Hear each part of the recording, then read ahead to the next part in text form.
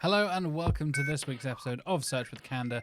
I am your host, Jack Chambers-Ward, and joining me this week, it's Nikki Pilkington. You may know Nikki from her incredible SEO course with the best title ever, which I'll let you find out in a moment when we get to the interview, and brilliant tips and advice across social media for all things SEO and content. Nikki has been around in SEO and content for a very long time and really knows what she's talking about, and we get into a fantastic discussion about SEO education, how you can get better educated, the kinds of people to follow if you want to learn more about SEO and really grow your skill set and knowledge, and the ability to educate your clients and the people you work with, and the benefits of us all working together and sharing our knowledge. Hopefully we're all kind of doing that, but I will let Nikki and I later on discuss that. Before we get to my conversation with Nikki, I'd like to say a huge thank you to this week's sponsor, Majestic. This week's episode is sponsored by Majestic.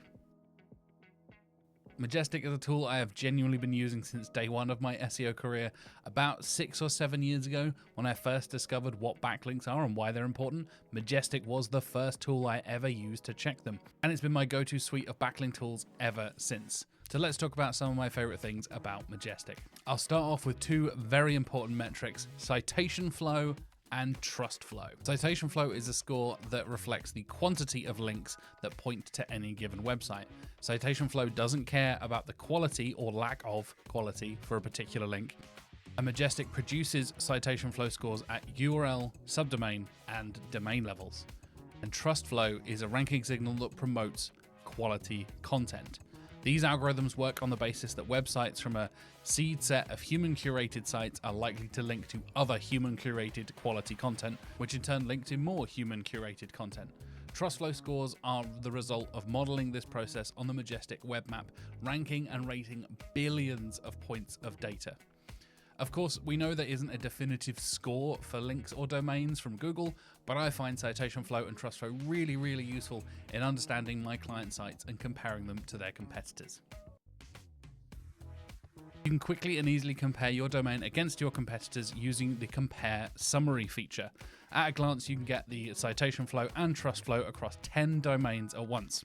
It also shows the number of referring domains, and something I find especially useful, the topics and categories of those referring domains as well. You can even see where the domains rank in the Majestic Million, which is the top 1 million domains in Majestic's database. This is particularly handy when our clients ask to keep track of their standings against their competitors. Plus, this works so quickly, I have literally run this comparison on a client call and had the results ready for them in a matter of seconds, and then presenting that straight away on the client call. Next up, let's talk about related sites. Related Sites offers a new lens for understanding a site's online presence. This tool gives you a list of the top 100 domains related to your website. And what's unique about this list is that it isn't just competitors, although those are very handy, don't get me wrong. It also includes things like suppliers and other sites often mentioned in similar places. For example, when we looked at the related sites for withcandour.co.uk, you can see some other podcast-related sites like Spotify and Anchor. These are the domains that host this podcast. And you can also see other SEO podcasts like Edge of the Web Radio, which Mark and I were guests on a few weeks ago, the SEO Rant podcast, shout out to Mordy Oberstein, and former guest of the show, Daniel K. Chung, and his website as well. This gives you a great perspective on how search engines see and understand your site in the bigger picture of the web, not just against your competitors, but what other sites are related and similar to your site as well. And I've saved the coolest thing for last. Let's talk about link graphs, shall we? And I know you've probably seen a Majestic link graph before. This has been an incredibly popular way to visualize and map the referring domains to your website or URL for a few years. This goes out to about 4 tiers, showing how those sites also have referring domains to them as well. Well, the link graph is going to the next level. With the upgraded link graph, the beta, which is now available on request, all pro subscribers and above, you can now create interactive maps on much larger scales. This can give you the overview of thousands of links far beyond the previous handful of tiers. Obviously, running such a big data visualization in your browser isn't ideal, so you can also export these link graphs to use in Gephi. Gephi is a free-to-use but very powerful visualization software that will allow you to explore your link graph like never before. I particularly love these because I'm a bit of a nerd. I've always enjoyed Majestic's link graph. I think it's a really, really useful visualization. But these things look spectacular. The upgraded link graph looks amazing. And as someone who's a bit of an astronomy and astrophysics nerd, the fact that they look like galactic maps kind of blows me away, and I absolutely love it. I love being able to explore and click around and find so many different related domains and referring domains to me and the pages that are referring to our site as well. So if you want to explore your site's link graph, compare your client's link profile against their competitors, and so much more, click the link below in the show notes or the video description, or go to majestic.com/offers/SWC. That stands for Search with Candor, if you hadn't already guessed, to open up Site Explorer for a site you control absolutely free. You'll just need to verify your ownership, and then you'll be good to go. A huge thank you to Majestic for sponsoring us here at Search with Candor. My guest is an SEO consultant and content specialist who has been working in SEO for 30 years. That's longer than Google has been a thing, ladies and gentlemen.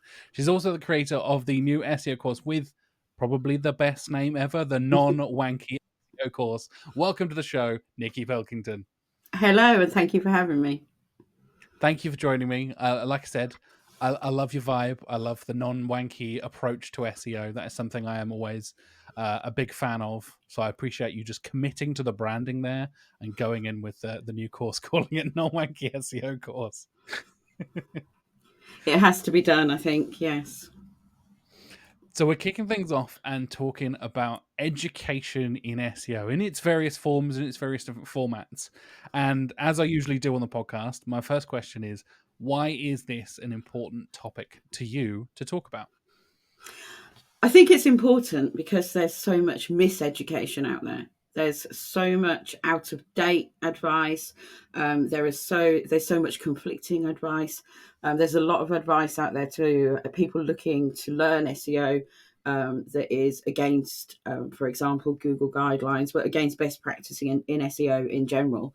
And most people don't know where to start. And I think that as SEO consultants, it's our job to help educate people, whether it be potential clients or whether it be people that want to do their SEO or people that want to end up doing the same job that we do. Because at the end of the day, there are courses that you can do. Obviously, I've written a course, loads of people have written courses, but those courses are only in date at the time they are released. In fact, my course is out of date right now. I have to go and update some things. So I have to go and update some things before I can release it properly. And those courses will get updated, obviously, as they go along when people design them. But that blog post that you're reading about SEO is only as up to date as the date that it was written. And so it's up to us to continue to educate people, and whether it be through blog posts or social media or articles that we write or courses that we release or books or whatever it is. I think it's really important that everybody has the chance to learn a little bit about SEO, whether it be because they want to do their own SEO or whether it be because they want to know what they're talking about when they speak to someone like me or you or someone else who's doing SEO. Or whether it be that they just want to hand the whole thing over to someone else and understand what those reports mean that come in every month. So I think education should be a massive part of SEO.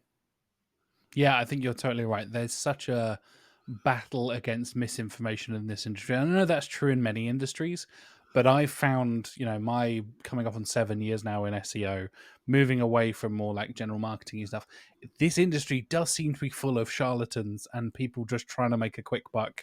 And like you said, even making courses that are not necessarily purposefully misleading, but will be out of date so quickly just so they can grab a few quick quid and then bugger off and make the things, or generating a bunch of AI crap or spamming or whatever it is.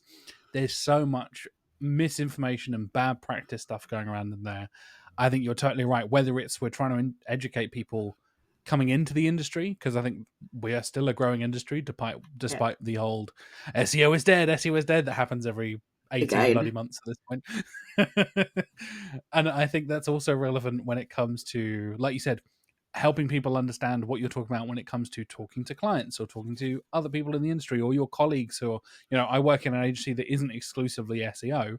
We have developers, we have account managers, we have project managers who aren't necessarily trained in SEO. So being able to translate basically what this means, how does this work, why should you care, all that kind of stuff, that basic messaging I think can be so important. And so many people just leave that stuff on the table. So many people will just create a report or, like you said, create a social media post or whatever it is and just chuck it out there and be like, yeah, there you go, if you don't understand it, tough shit, kind of thing.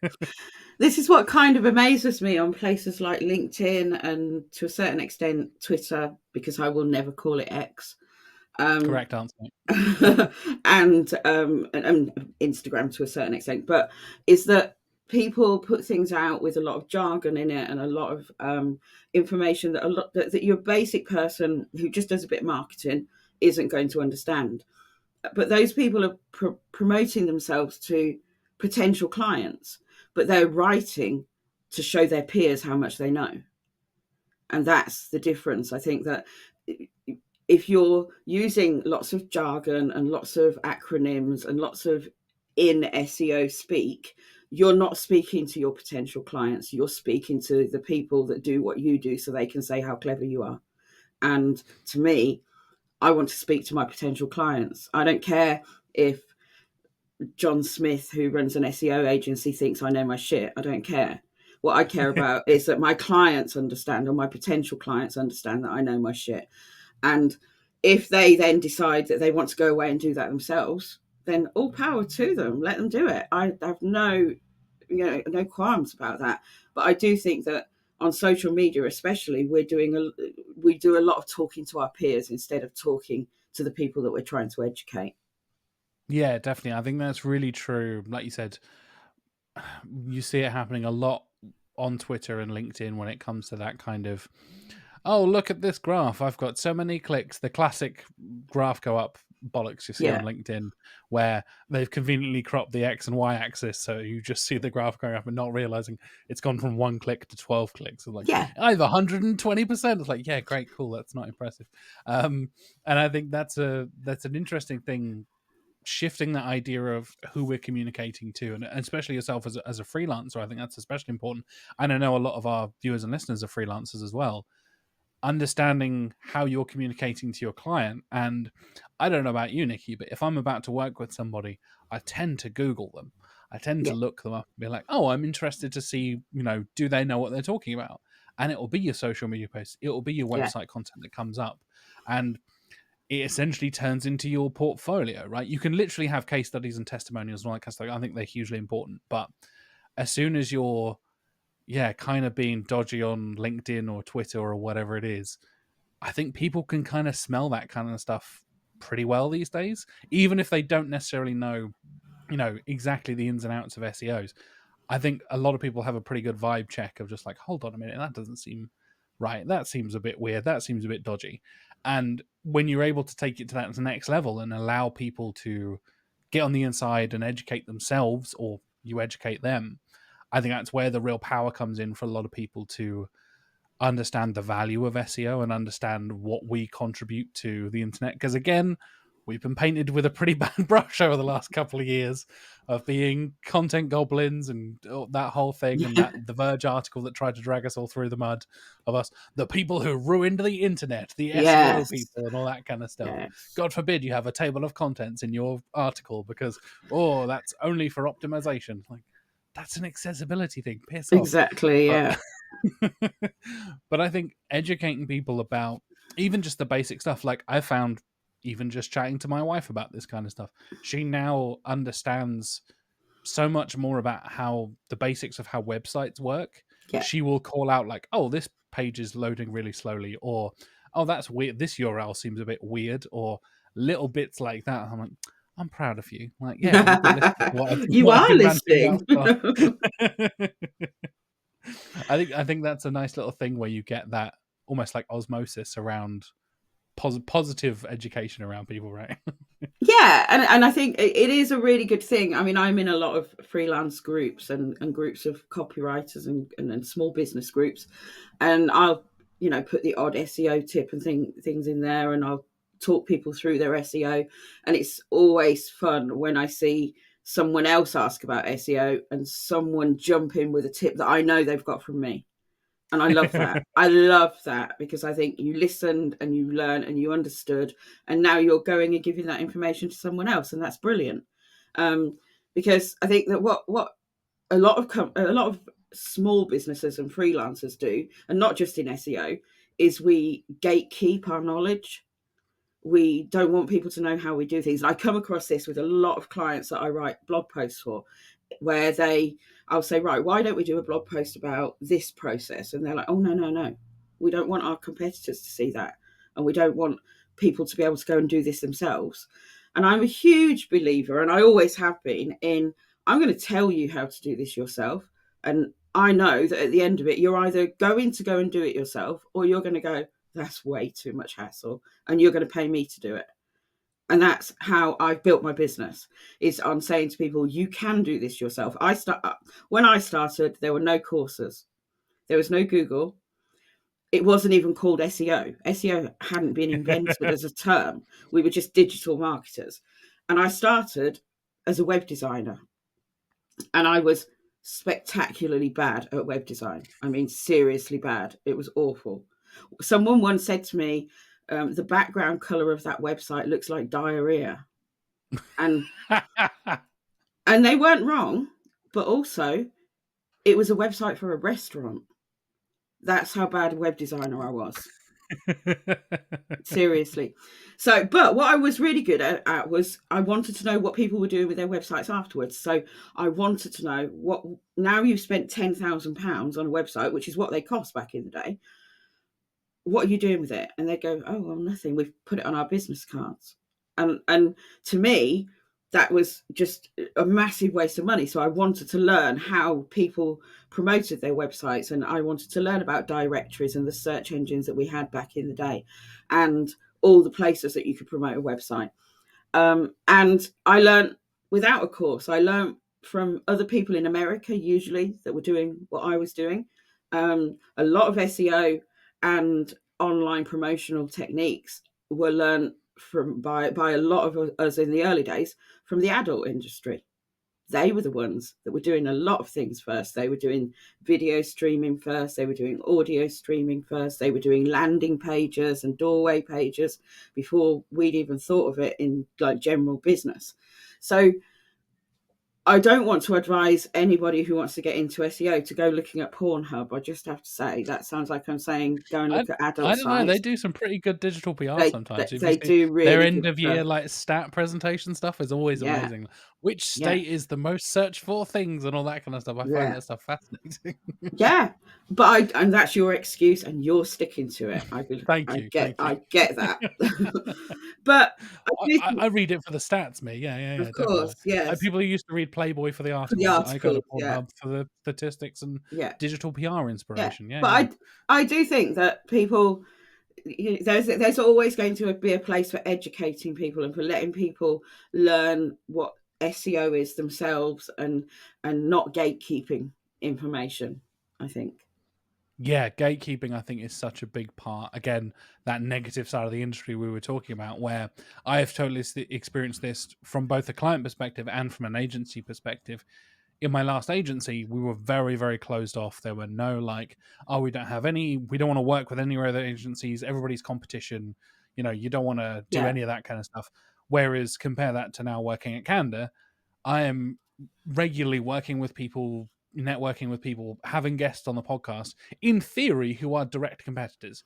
In yeah, theory, a freelancer such as yourself or another agency owner or another business person or whatever is in theory competing with us. But yeah, I think we understand, and I think a lot of people, the positive side of the community I've really experienced is when we all work together, things are better in general and we can learn from each other and all that kind of stuff. And I think you're totally right, like going back to the early days, and I'm not going quite back as far as you. I think, like I said, 7 or 8 years or so for me when I was first, again, I was working at a language school, and me and a colleague realized we need a new website. This website is old and rubbish. Let's see what we can do and build it from scratch, kind of thing. And we were just playing around trying to build it, see what we could do, and accidentally stumbled into SEO stuff. And it was this real kind of moment where we were, let's see what happens if we change this. How does that work? Oh, Google Search Console's a thing. Let's try that. How does the indexing, the number of pages that is indexed, change? All this kind of stuff. And I think that experimental stage for so many people really early on in their careers is so important for learning the basics and learning the fundamentals. Like, Yeah. I now find myself, I'm sure this is certainly true for you with your years of experience, Nikki, of like, sometimes you can't turn your SEO brain off. You go to, I just want to do some shopping. I'm not in work mode. And you go to an e-commerce website and like, the bloody checkout page doesn't work. This thing doesn't load. The categories are all wrong. Oh my God, why isn't this working? And then I'm like, oh no, I'm in work mode again. Oh no, Yeah. I just can't help myself. I just wanted to buy a pair of shoes, and I'm Yeah.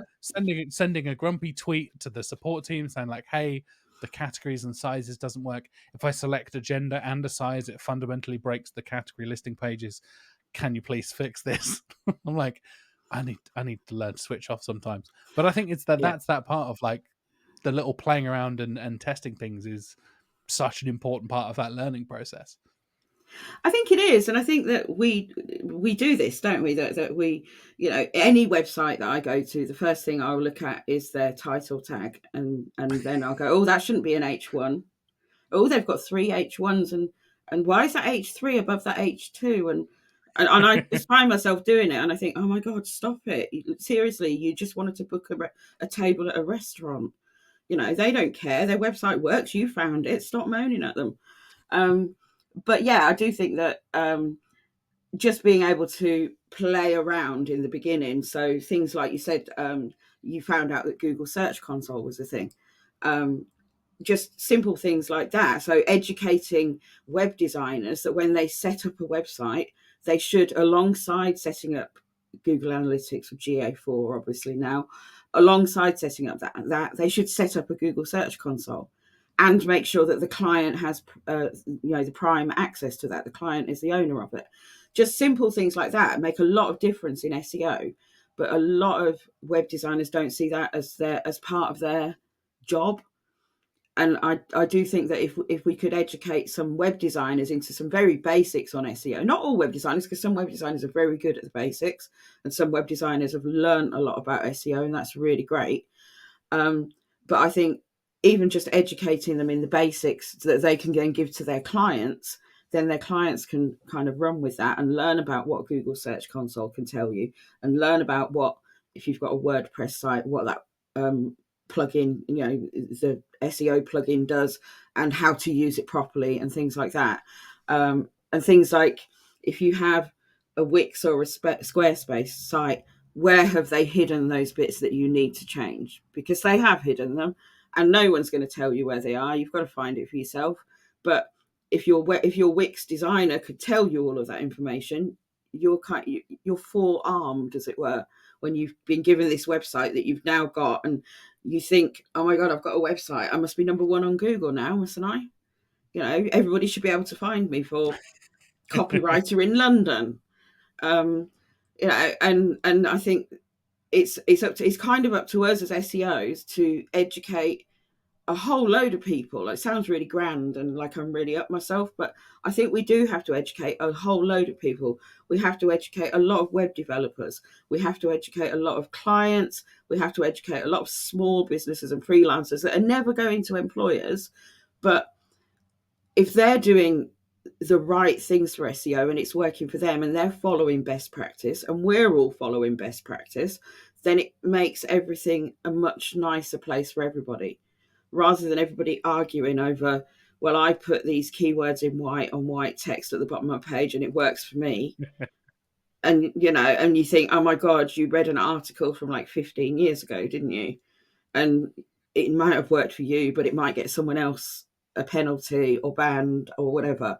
I do think that education in SEO is it's all of our jobs, because we've learned it, we're making a living from it, and I think it's our job to make it accessible to other people that don't necessarily have thousands of pounds a month to spend with an agency or an SEO consultant, or just simply want to do it themselves. Yeah, definitely. I think that like cross-channel, cross-departmental kind of stuff I find really, really interesting. Like there is so much I have learned from working with web developers, and Oh so much yeah, web developers can learn from working with SEO people. You mentioned accessibility there, like that whole side of the internet that SEOs don't really talk about. But I think there has been a lot of positive movement with the SXO movement, so the search yeah, experience optimization side of things. I know a lot of people have been talking about that combination of user experience and SEO, yeah. and how integrally like combined they are, and it's kind of unavoidable. And I find it almost amazing it's taken us this long to for the whole industry to kind of wake up to, like, yeah, user experience and accessibility and all that kind of stuff is really, really important for a lot of the stuff we do on the web, It and some is. people just take it for granted. It is, but as SEO as an industry and SEO people within that industry, we have forever been up ourselves. We have forever thought that we were the top of the chain.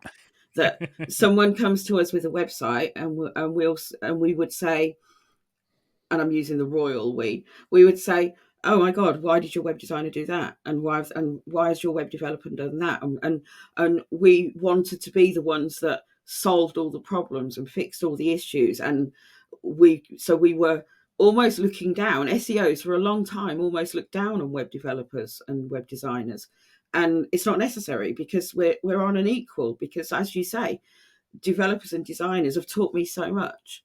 Um, just in simple things like, accessibility is a great one, but obviously user experience, and how to structure a website, and how to get the whole structuring content clusters and things like that. A lot of that came from the structuring those things came from the web development industry.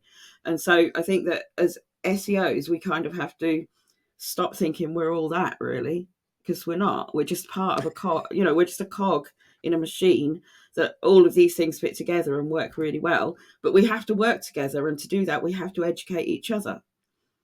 Yeah, 100%. I think we're all better off when we work together and learn from each other. And I know there's that a whole conversation about, like, oh, once you've done your SEO, then you can move over to PPC or vice versa. Yeah, When really you can be doing both at the same time. And I found a lot where you can really, really learn from each other. Like, oh, what keywords are working for you from a paid perspective? yeah, Let's understand what's working for you, what's not working for you, how are the branded side of things going, can actually inform your strategy from an organic perspective. And you can almost balance it out, right? Like, oh, if you know you're ranking really well for this term, you can then dial back the spend yeah, from a paid side of things, because you know you're getting those organic clicks anyway. There's no need to then throw a bunch of money into it as well if you're already going to get those clicks. yeah. I know I don't want to say for free, because that's not how SEO works. We know it's all No, very earned, but you know what I mean, right? And I've definitely experienced this from working with PPC teams as well, where just their way of understanding search terms and queries and stuff is just a slight different sort of like yeah, understanding of how I've been looking at it. I'm like, oh yeah, that's a really interesting way to think about it. I would have never thought of that particular keyword or this particular phrase yeah, or that way of wording this thing. I would never even thought of that in a million years, and I wouldn't have thought about it. And then it turned out to be an integral part of like a key piece of content we then wrote for the client. You can tell this is a real story. yeah, And that was something I learned from chatting to the PPC team. yeah, And I think that's a huge missed opportunity for so many people to learn from each other. Because again, I feel like everybody feels like they're constantly competing with each other, yeah, especially if it's two external teams. So if it's a PPC yeah, agency and an SEO agency working on the same client, everybody's like, yeah. oh, give us more money. And like, no, give us more money. Yeah, everybody's competing for budget, and when like you say, that if they worked together, um, each team would learn from the other team. It would make their whole job a lot easier, and it would keep the client happier. And at the end of the day, that's what we're here for. We're here to keep our clients happy. And there's been a long kind of rivalry between PPC and SEO, and SEO and PPC and web developers, and everybody always kind of wants to fight their own corner, and I really, really get that. But it works best when we all work together and we all help each other. And I know that sounds really twee and like I should have live, laugh, love on the back of my wall or something, instead of coffee. But yeah, but it's true. It is true at the end of the day, and so the whole education thing is just a massive part of how I've always run my business. Even way back in the day when I was writing articles for web .net magazine and things like that, that they would say to me, "Are you sure you want to put this in there?" Because the things that I was writing were, look, this is how. Here are 3 things you can do to your website now that will help you get to the top of a search engine, and just giving them that information, just let them have it, because they're going to learn it somewhere. They might as well learn it from me, because when they start succeeding, they're going to remember my name, and hopefully they're going to remember that I'm that woman on LinkedIn with the pink hair who says wanky a lot. um, so if someone learns something and I've given them the way to learn that, and it's done them some good, then I know that when they speak to someone else about SEO, they're going to say, "Go look at Nikki's stuff," or "Go and talk to Nikki." And so it sounds like when I'm saying, "Oh, we need to educate people and give them the way to help themselves," it sounds like I'm being really kind of like, "Oh, here, have all the information. I'm wonderful," and I'm just mooching around, floating around hippie like, going, "Everybody should have information." Um, but at the end of the day, it brings people to me for business. So I'd be crazy not to do it. Yeah, and I've definitely experienced it where you get recurring clients as well, right? I literally got an email from a client a couple of days ago who used to work for one company, now works for a previous company, but wanted to work with me again specifically, despite being from a different agency. This was a client from 5 or 6 years ago. Then being like, "Oh, I remember, you were always so friendly on those client calls, and you're always happy to explain stuff to us." I think that's one of my strengths in like client calls and stuff. Is I'm basically this podcast Jack is essentially client Jack is essentially chatting to my friends Jack. Like I'm pretty Yeah. much the same, minus plus or minus a few F bombs here and there, but Yes. I will adjust that appropriately. But I think that approach to like, oh yeah, if you don't understand this report, let me go through and explain it for you. Here's why I've included this particular metric on this report, and why it matters, and why you should care about it. And even adjusting reports to different people. So, Yeah. the CEO or the boss of the company only really probably is going to check page 1. So you've got to have that executive summary section in there. You've got to have Yeah. that basic information so you can tell them revenue is up. Don't worry about it. Everything's going fine. That's all you need to Yeah. know. And then come around to like, okay, now you're in the call with the marketing manager who you've been having calls with. They're a bit more educated. You've already kind of led them through those early stages. Now you can get into the details and really get into the interesting stuff. I remember I used to have a call with clients where we would kind of cover the report very, very quickly. And then they would just say like, "So what's going on in SEO at the moment? Like, what's the latest trends? Should we worry about this upcoming update that we've Yeah. heard rumored and all this kind of stuff?" And I think even educating clients about that kind of thing, where being open and honest about, there's a spam update coming up and this might affect your site in this way, or there's a change in the algorithm in this way and that might change it, or whatever, I think can be a really, really powerful tool for clients then being able to, as you said earlier, like be able to do some stuff themselves and take that pressure off you.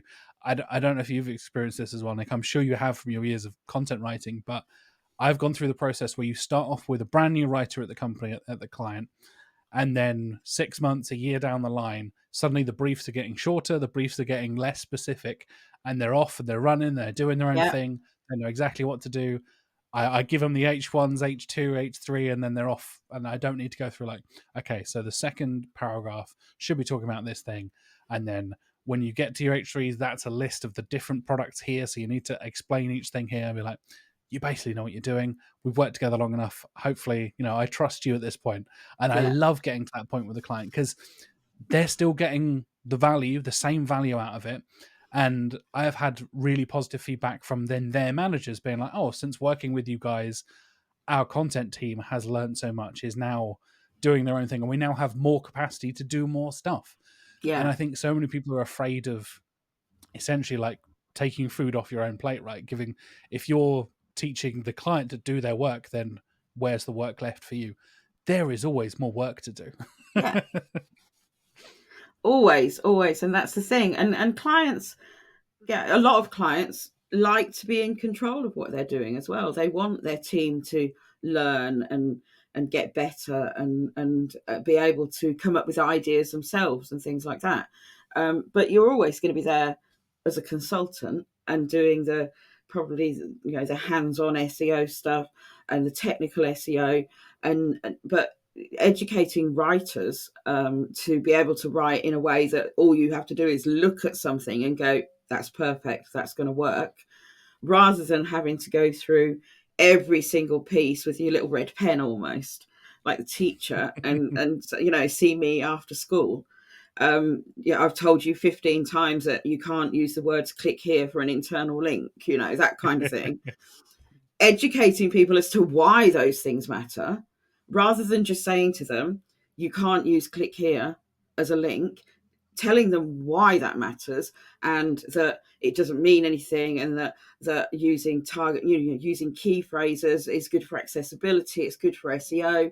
Educating them on that kind of thing is a really great thing, because then when the next time they right click here, they think, okay, I shouldn't right click here, I need to write something else.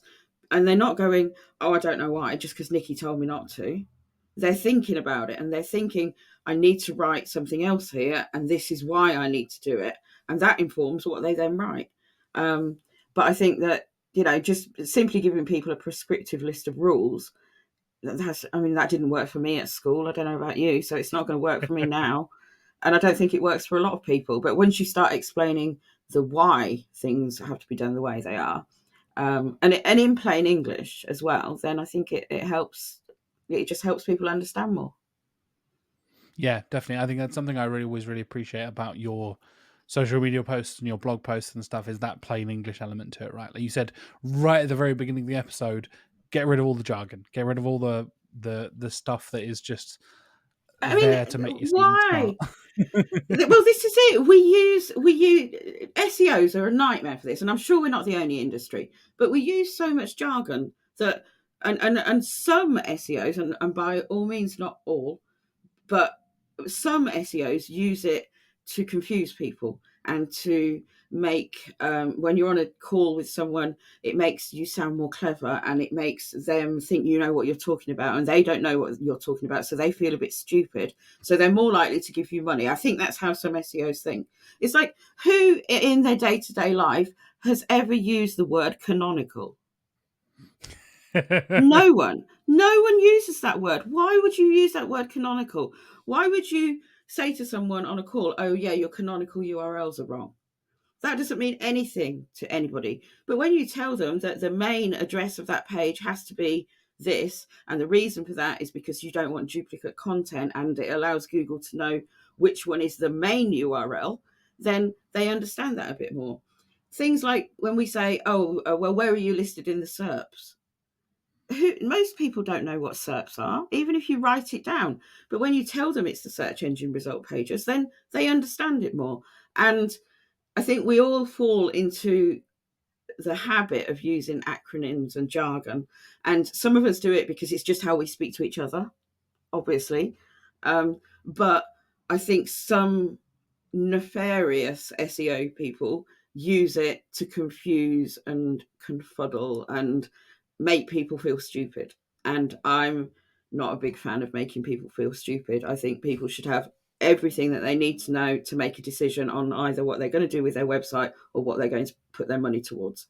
And I'm also on a one-woman crusade to get rid of the word canonical. Because seriously, honestly, that word drives me mad.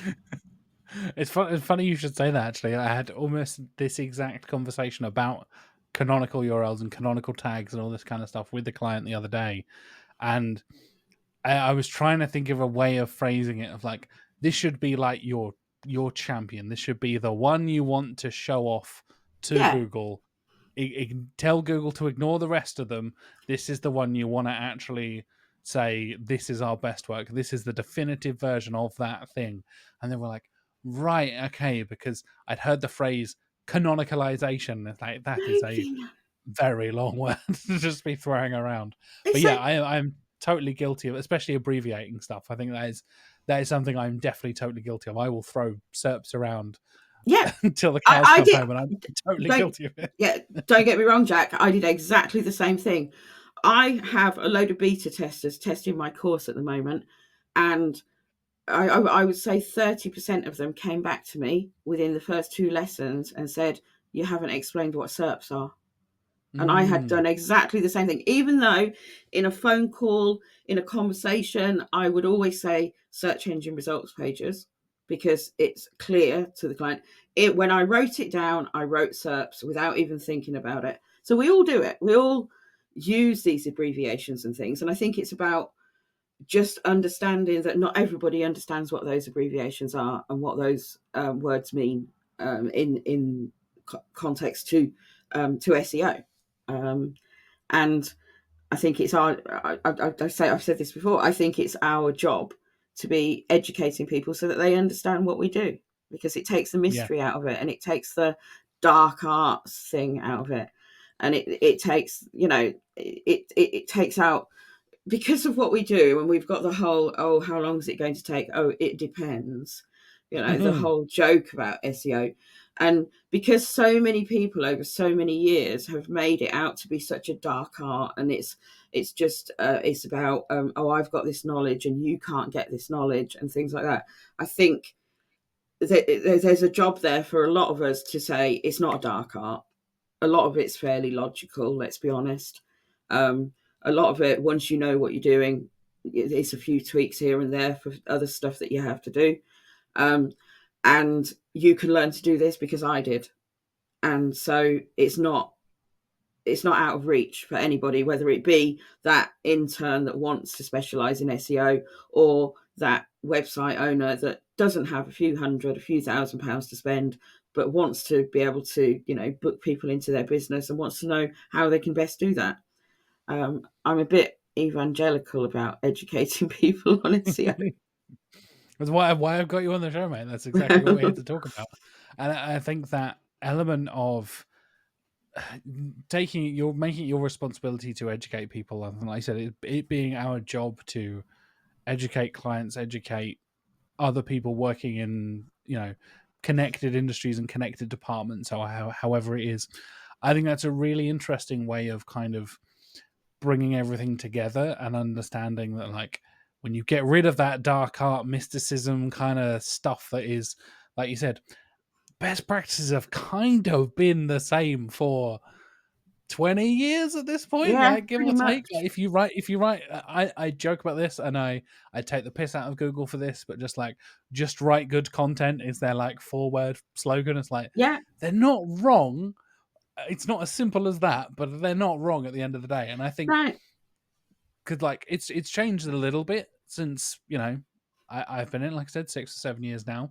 But really, fundamentally, I don't know. Speaking to much more experienced people like yourself, Nikki, like Mark, like other guests I've had on the show, have been in the SEO industry much longer than I have.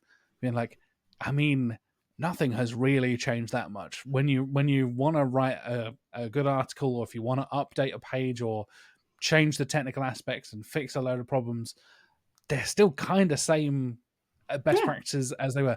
Like you said, there's tiny little tweaks and tiny little changes of like, oh, there's a new element you can now able to change this thing, or there's a slightly different guideline here.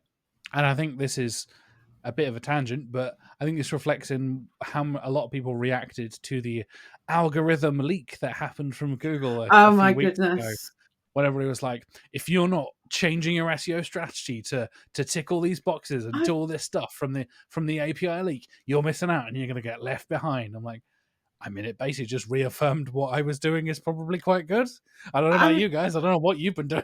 honestly, SEO Twitter just went wild, didn't it? It did. Yeah. It was just like, oh my god, 14,000 ranking factors, and you need to read all this, and and people were designing things so you could search these factors, and people Yep. were releasing videos about it. And I'll be honest, I scanned through it. I'm not reading 14,000 words on something that I know how to do. I'm sorry, I'm not going to do that. I scanned through it and went, well, one, none of this says that these are ranking factors. It just says that Google can look at them. And Yep. two, a lot of them, like clicks from Chrome and the amount of time that people spend on a web page, were things that we pretty much already thought were part of SEO. Google denied it, but we all thought, yeah, we know that if people spend more time on a page, or the amount of clicks from Google Chrome has got to be being registered somewhere. But 14,000 things. I'd love to know if all those people that were saying you have to change your SEO strategy have now got an Excel spreadsheet that's 14,000 lines long, and they've got to tick Like every a little one of them for checklist. every client that they do. Because it'd take me about a year to write that spreadsheet. So I just don't get why, like you say, people, loads of people, and not everybody, but there are a lot of people going, oh, this is going to change how I do things. I'm changing all this for my clients immediately, and really jumping the gun. And then there were a few of us that had been around for a fair while just going, but we knew all that. This is what it's just best practice. If you read it properly, it's just best practice. And it's what we've all been told all the way along. Google has told us this in their guidelines. SEOs have been telling us this for years. Obviously, there are other search engines, although you wouldn't know it. But they've been telling us what the best practices are for them. And there's nothing new in this leak that's created so many, I don't know, words and hours of video and everything. It was just, I did sit by going, oh my God, I hate my industry. My industry I, sucks. I felt the same way, mate. Yeah, absolutely. I think it was, like you said, a lot of stuff we all are either already doing or kind of already knew already. And I know a lot of people were saying like, "Oh, Google have been lying to us. This is the biggest news in the SEO industry in 25 years. This is the game changer. This is the breaking point. Finally, Google caught out on their lies and all this kind of stuff." Like, sure, yeah, because I don't know if you know, like listeners and viewers and people are doing this. Like, if you work in a big tech company, you have to sign NDAs and you can't just display all of the stuff. I know a couple of people from Google were talking about like, yeah, we don't just give you the ranking factors because, as we've learned from the last 25 years of you doing this, you will just spam and make the most of this. And as we talked about a little while ago, try and ruin the internet by over optimizing everything. Yeah. There's a Yeah. reason we don't just share our algorithm with you because A, it's not that simple, and B, people get up to no good when they know what the ranking factors are and Well, start this is fiddling it. around with stuff. This is it. Look at the whole AI thing. That guy, that AI heist guy that came in, who Oh yeah, he yeah. developed. He was promoting his own platform that could generate AI articles at scale.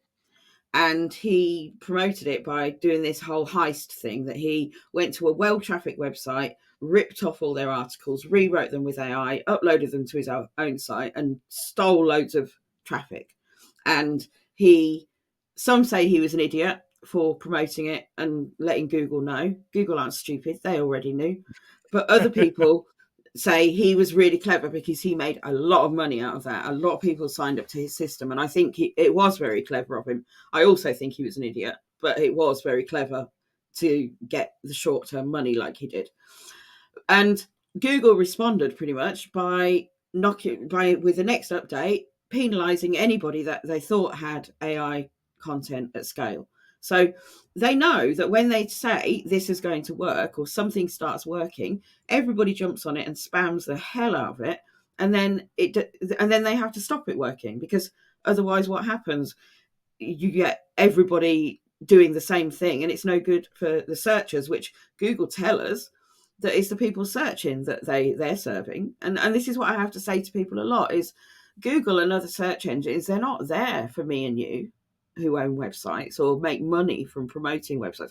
We make money from manipulating Google. That's what we do. At the end of the day, we make money because we've learned how to manipulate Google. Google aren't there for us. They're supposed to be there for the person who's searching for that I don't know, architect in Newcastle or copywriter in London or whatever, to give them the best results that they can. And so anybody who says, "Oh, Google didn't tell us this," or "Google lied to us," I just want to shake them and say, "What were you expecting?" That's not their job. Yeah, You know, absolutely. I don't see, you know, I don't know, McLaren going to another Formula One team and going, here's everything we've done to our engine. Yeah, they're all patented and like super Yeah, tight-lipped about that kind of stuff for a reason, because that's how exactly. technology works. As soon as it becomes like shared knowledge, then it loses value and then will just get manipulated by people who then drive that value down. Like you said, Exactly. I love the phrase like SERP manipulation that it seems like. Yeah. Isn't that what SEO That's is? what Like, we do. That's our job. yeah. And I know there's that the counteract to that is like always, like I said, just make good content is the oversimplification. But what it really is Google always use the people first helpful content is the phrase that they use. Yeah. And I think that has always been true. That will probably always be true as long as search engines exist. You are writing for the person at the other end of things, and you are trying to be helpful to that user, to that reader, to that person. Yeah. And as And that's much the as other the bots and the search engine side of thing is important, that's where a lot of the technical SEO side of thing comes in. I think that's true for basically everything. Like, if you're writing fiction, write about the stuff you would want to read. If you're making yeah. music, make music you want to listen to. Like, I'm being a bit wishy-washy creative here, but I think that's still true. Like, Yeah. fundamentally as humans, basically. But I think as well, and that's what, again, going back to the whole AI thing, is that, you know, you can you can write with AI, you can generate things with AI, you can do certain bits of SEO with AI, and you may get to the top of Google for whatever random search phrase that you want to be at the top of Google for. But once people start clicking on it, they have to be able to read it, and it has to resonate with them, and it has to make sense to them, and it has to walk them through, if you're selling, it has to walk them through a process where they then want to buy. And in general, the majority of AI generated content and anything that you've done simply to manipulate Google doesn't do that. It doesn't have the end result. It doesn't have what you want people to do when they get to it. It just, and we can all have the vanity stats of saying that we're number one for something. I'm number one in Google for SEO copywriter in Wellingborough. Wellingborough is my local town. There are about 12 people in Wellingborough. I'm pretty sure most of them don't have the internet. But I'm in an ongoing war with an agency who I did some work for and who didn't treat me very well, about I want to be at the top for SEO Wellingborough and SEO Google, content Wellingborough, because I want to be above them, because I know that it pisses them off. And this serves me no purpose whatsoever, because no one ever searches for it. And having content that when people come to your website, they're then not going to buy for is the same thing. It's just a vanity stat. It's vanity to say I'm number one for this, or I'm on the front page of Google for this, or I get this many visits to my website for this phrase, because the vanity stats of how many likes you got on social media, how many retweets or reposts, or how many real views you've had on Instagram, they don't mean anything. What matters is how many people got in touch with you and how much did you sell, if that's what your aim is. If your aim is to get people on a call to sell to them, how many people did that? Because I don't care if you got 7 million visits to your website, if none of them got in touch with you to inquire about your services, or if you're selling a product to buy your product, then in my mind your vanity stats aren't working for you. Yeah, I think 100%. We often talk about this in terms of the quality of traffic compared to the quantity of traffic, right? And like you said, and as I joked earlier, the classic line go up kind of Yeah, graph you see of like, and the SEO heist thing that happened with Jake Ward, just stealing all of those views and getting 3.6 million clicks or whatever it was. It's like, cool. Like, I'm sure you made some money off pissing people off through advertising and those like pop-up ad type things, yeah, and congratulations. But at the end of the day, that is not a long-term business strategy that is going to no, keep people happy. That's going to, again, as we said half an hour ago, recurring clients and keep people coming back to you and recommending you and yeah. the power of word of mouth and all that kind of stuff. Like, we get so much of our business at Canada from word of mouth and Yeah. from the reputation that Mark and the team have built up over the years. And we then, get that, oh yeah, this developer we worked with or whoever then recommends us as like, oh, we worked with Canada on a migration project 2 years ago. Let's work with those guys again. Let's do Yeah. this thing. Let's do that thing. Like, building up that recognition and reputation, I think, is so important. Whether that's literally posting on LinkedIn and establishing yourself as, exactly as you were saying at the beginning of the episode, Nikki, like, Nikki knows what she's talking about. Oh, it turns out that when you see people resharing your content, you can see that, yeah, Nikki wrote that. Like, she's the one who knows what she's talking about. And Yeah. you then build yourself up as again, coming back round to SEO best practices and EAT, you're establishing yourself as an expert and a source of authoritative content and all this kind of stuff. Like, I feel like that stuff didn't necessarily come naturally, but I very naturally just link those two together, and it seems Yeah. like a fairly obvious thing where people are like, oh no, you don't want to share this thing or particularly have to educate your clients or educate this because you're going to lose clients. Actually, when you're building up a reputation, it can massively impact, and word of mouth is one of the highest converting types of quote unquote traffic, because again, very difficult to measure. But I know when anybody gets in contact with us here at Canada, one of the first questions we ask is, how did you hear about us? Yeah. Did you just Google us and find us? Cool, brilliant, SEO works. Did you find us on a paid ad? Did you hear about us through the podcast? Did you hear Mark or me on another person's podcast or Yeah. whatever?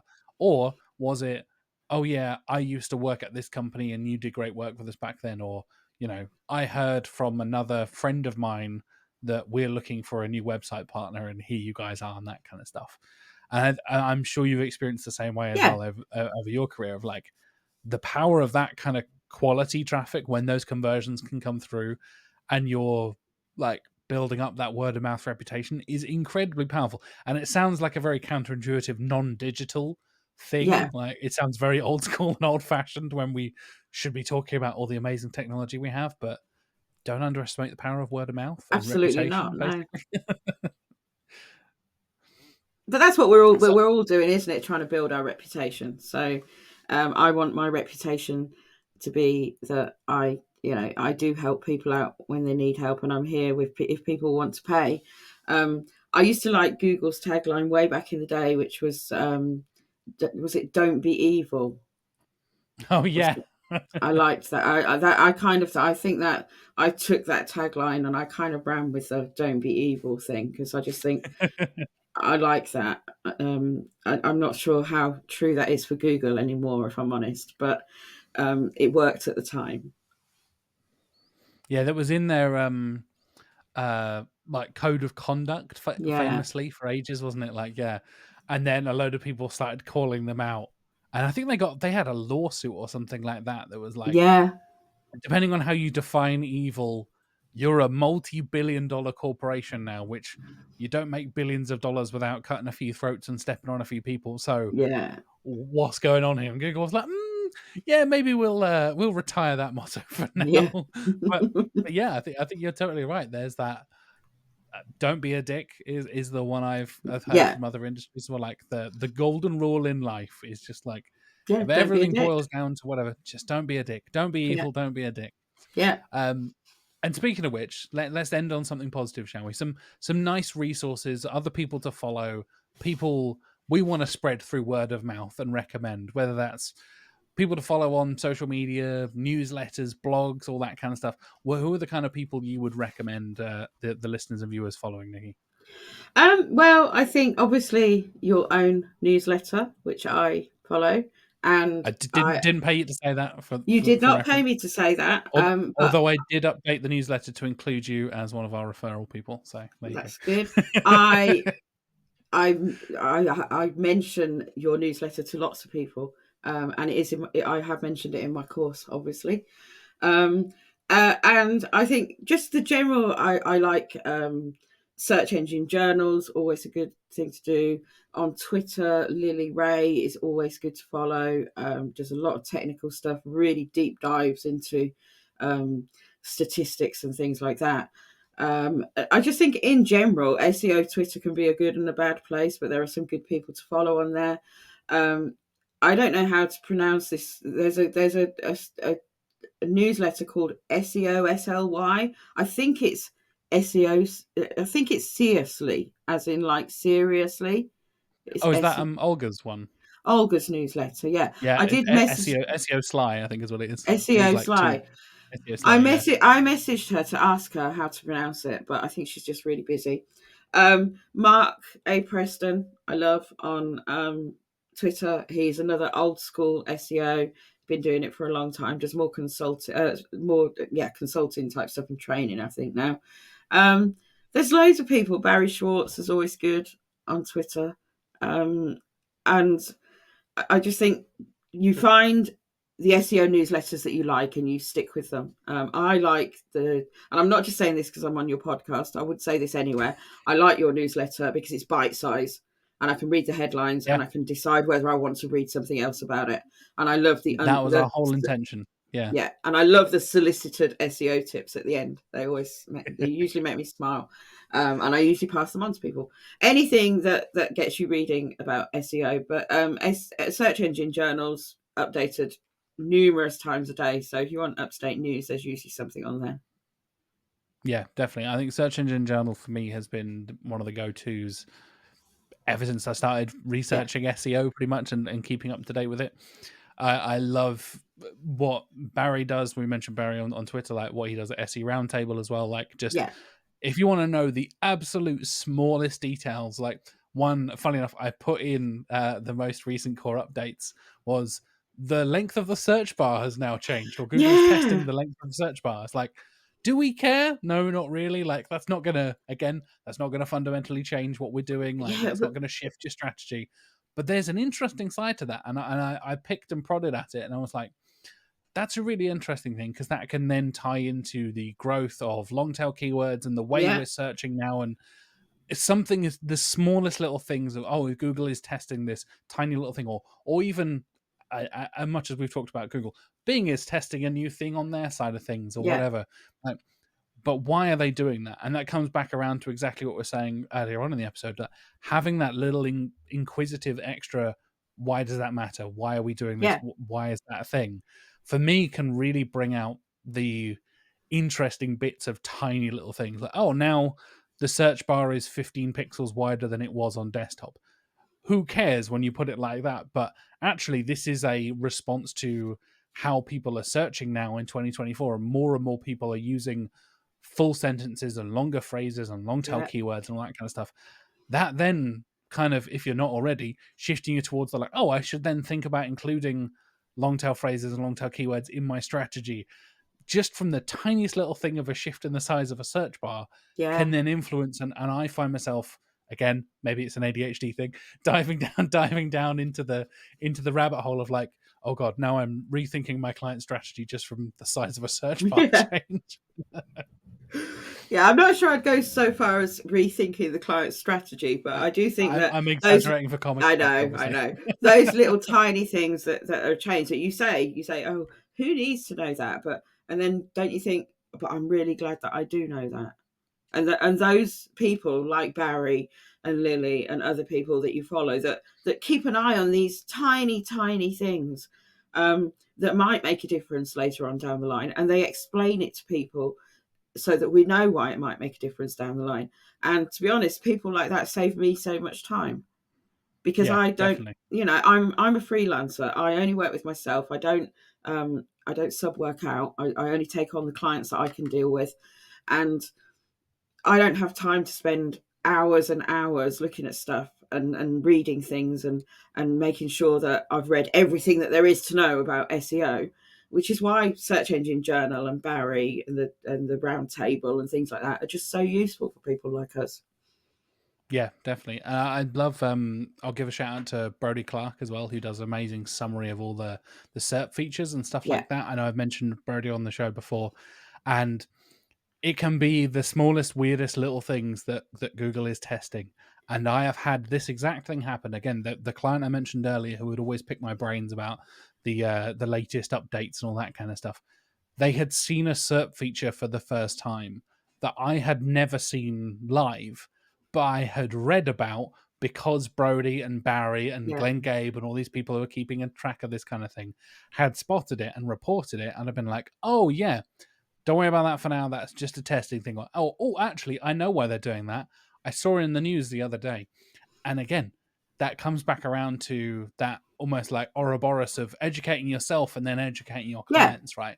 If you're keeping yourself up to date, even on small little things, just a quick little glance. The reason I love Brody's updates so much is because he has that summary, like per month, this is how many cert features have been tested and Yeah. discovered by people.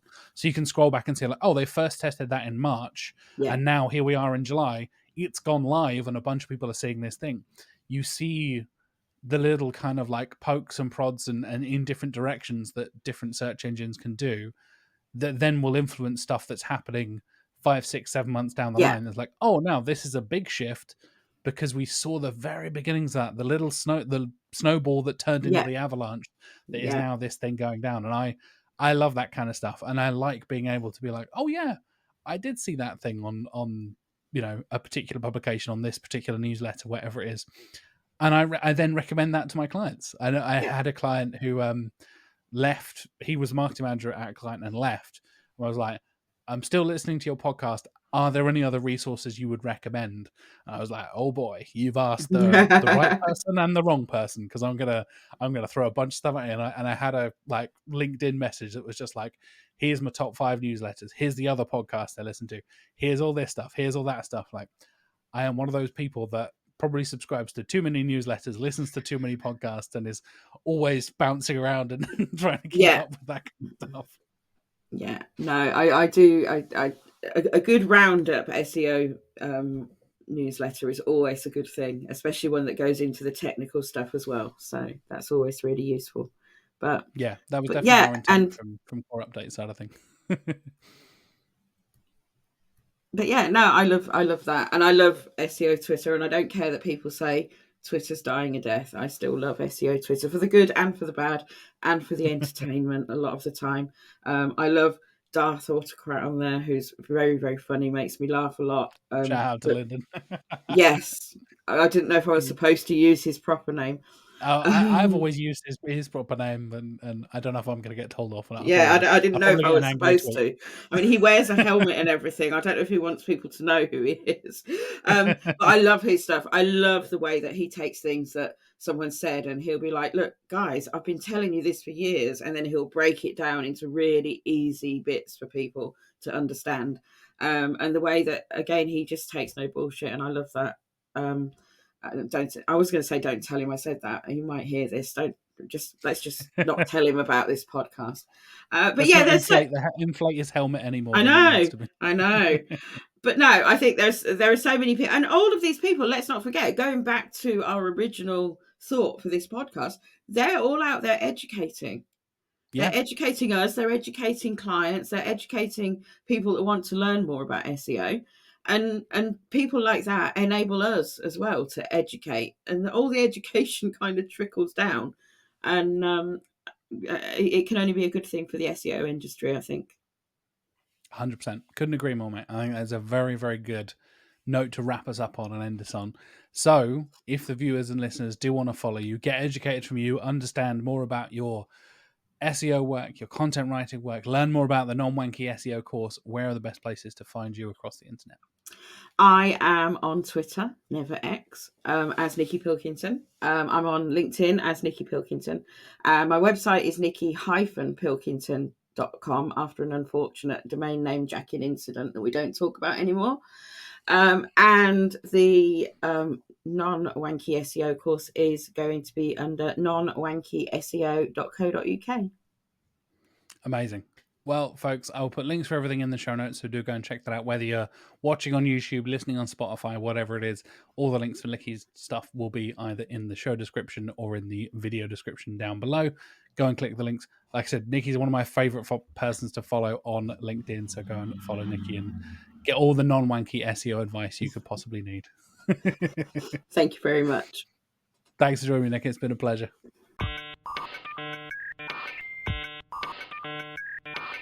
And that wraps up this week's episode of Search with Candour. Thank you so much for watching or listening, wherever you're watching or listening.